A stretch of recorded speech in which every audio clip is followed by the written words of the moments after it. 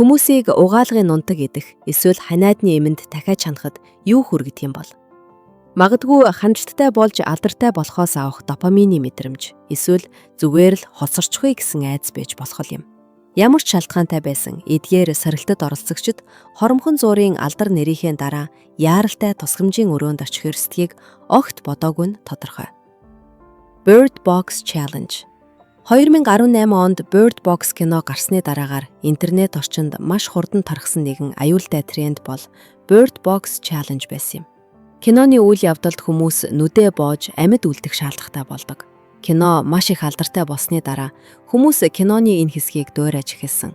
Тэд нүдээ алчуур, ороолт эсвэл даавуугаар боогоод өдөр тутмын зүйлсийг хийж бичлэг хийх болсон. Зарим нь гэртээ алхаж, хоол хийх, шат уруудах зэрэг зүйлсийг хийж байсан бол зарим нь бүр илүү аюултай зүйл туршиж эхэлсэн. Жишээлбэл зарим хүмүүс нүдээ боосон чигээрээ гадаа алхах, ундаг дугуй унах, бүр машин жолоод хүртэл оролдож байсан. Энэ нь маш их эрсдэлтэй үйлдэлүүд байсан бөгөөд хид хідэн жижиг осолж бүртгэгдэн байдаг. Хүмүүс зам дээр юм өргөх, унах, өөрийгөө болон бусдыг гэмтэх зэрэг аюул гарч эхэлсэн байна. Kylie Jenner Lip Challenge 2015 онд интернетэд тархсан өөр нэгэн хачирхалтай бөгөөд аюултай тренд бол Kylie Jenner Lip Challenge байв. Тухайн үед Kylie Jenner-ийн уруулын хэлбэр маш алдартай болж олон хүмүүс түүнийх шиг уруустай болохыг хүсдэг болсон. Гэхдээ гоо сайхны эмчилгээ хийлгэхийн оронд хүмүүс интернет дээр тархсан нэгэн аргыг туршиж эхэлсэн. Тэд шилэн стакан, аяга, эсвэл лонхны амсар дээр уруулаа тавьж, агаарыг сорж вакуум үүсгэн уруулыг томруулах гэж оролдож эхэлсэн. Вакуумын дараалтаас болж уруул богино хугацаанд хавдаж томорч харагддаг. Гэвч энэ нь маш аюултай байжээ. Олон хүний уруул хөхөрч, цусны суудас хагарч, заримд нь бүр арьс урагдах хүртэл гэмтэл гарсан.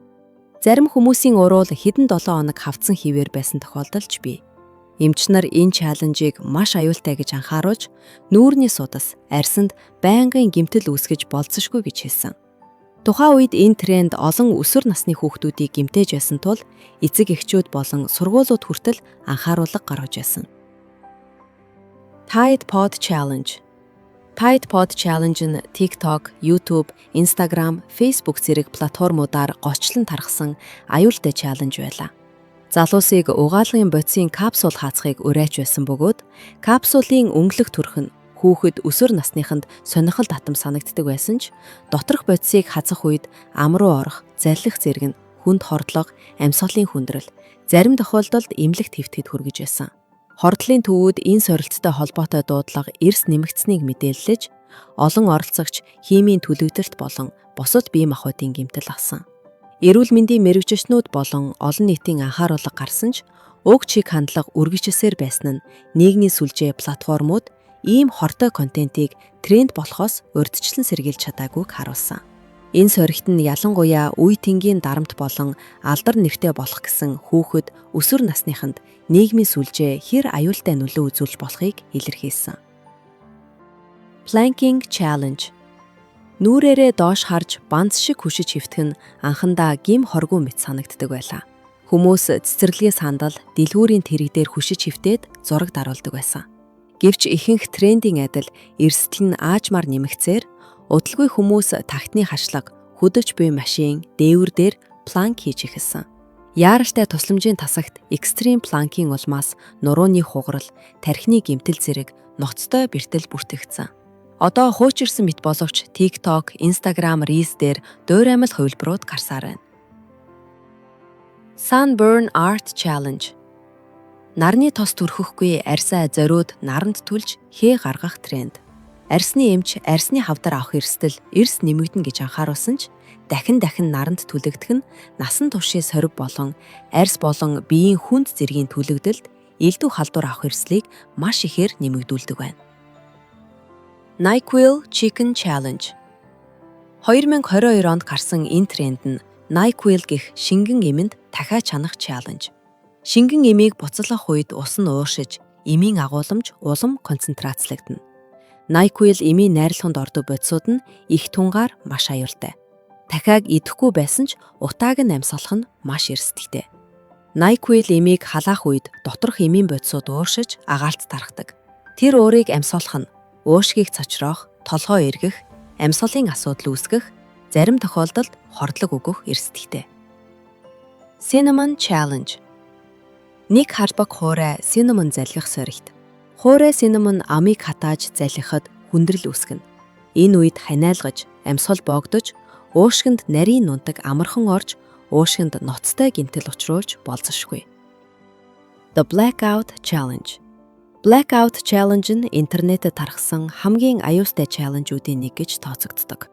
Энэ нь хүмүүс өөрийн амьсгалыг зориуд хааж, эсвэл удаах хугацаанд барьж, ухаан алдах хүртлээр тэсхийг оролцдог байсан тренд юм.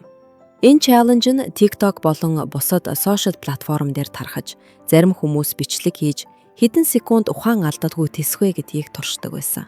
Зарим нь гараараа хоолоогоо дарж, зарим нь бүс, алчуур зэрэг зүйл ашиглан амьсгалаа боох оролдлого хийдэг байсан. Гэвч хүний тархи хэдхэн минут хүчил төрөгчгүй байхад маш ноцтой гэмтэл авах эрсдэлтэй. Хүчил төрөгч багасах үед толгой эргэх, ухаан алдах, тархины гэмтэл үүсэх, амь насанд хүртэл аюултай нөхцөл үүсэх боломжтой.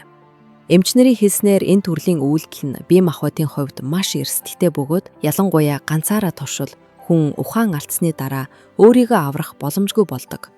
Иймээс олон эрүүл мэндийн байгууллагууд болон сургуулиуд Blackout Challenge энэ талаар анхааруулж, сошиал медиа дээр тархсан энэ төрлийн аюултай трендүүдийг туршиж үзэхгүй байхыг зөвлөсөн. Choking Game гэж нэрлэгддэг ижир төрлийн үйлдэлээс болж, албан бусаар 80 гаруй өсвөр насныхан нас барсан тохиолдол бүртгэгдсэн байдаг. Blackout Challenge нь интернет дээрх зарим чаленж нь зүгээр нэг тоглоом биш, харин амь насанд аюул учруулж болмоо гэдгийг харуулсан ноцтой жишээ болсон юм. Skull Breaker Challenge. Skull Breaker Challenge нь TikTok, Instagram, YouTube-ээр голчшин тархсан бөгөөд 2 хүн 3 дахь хүнийг өсөж байх үед нь хөл рүү цохиж унгаах байдлаар хийгддэг байв. Үүний улмаас тухайн хүн арга шунаж, толгоогоо цохих, нуруу нугсаа хугалах эрсдэлтэй. Энэ сорилт богино хугацаанд тархины дөргөлт, яс хугаралт, зарим тохиолдолд хүнд тархины гэмтэл зэрэг ноцтой гэмтэлд хүргэсэн. Оролцогчид эвсдгийг бүрэн ойлгоогүй хатлаа энэ аюултай хошигнолд оролцохоор уриална. Олон хохирогч нь өсвөр насныхан байсан бөгөөд зарим нь гэмтлийн улмаас эмнэлэг твтэн эмчлүүлэх шаардлагатай болсон. 2019 онд Бразилд 16 настай охин энэ чаленжийг туршсны дараа толгоогоороо хүчтэй унаж нас орсон тухай мэдээлэлсэн. Илэрхий аюултай байсан ч сорилт хурдан тархсан нь платформуд хортой контентийг түгээхээс сэргийлж чадаагүйг харуулсан. Salt and Ice Challenge. Salt and Ice Challenge-д оролцогчид арьсан дээрээ давс болон мүс тавихыг уриалдаг байсан бөгөөд үүний улмаас химийн уруул явагдаж, хүлдэлттэй төстэй түлэгдэлт үүсдэг байв. TikTok, YouTube, Instagram-аар тархсан энэ сорилт олон оролцогчид ноцтой гэмтэл учруулж, удаан хугацаанд арилахгүй арьсны гэмтэл сорвийг үлдээсэн. Амиа хорлогттой шууд холбоогүйч энэ сорилт нь амархан их хандарт авах гэсэн аргууд хэрхэн болчмгүй аюултай зан үйлд уриалдгийг харуулсан. Нийгмийн сүлжээ платформуд ийм контентийг хангалттай хянаагүйгээс залуу хэрэглэгчид эвсдлийг бүрэн ойлголгүйгээр өөртөө хор учруулах үйлдэлд оролцох боломжтой болсон. Blue Whale Challenge. Blue Whale Challenge нь 2016 оны орчим Орос улсаас үүссэн.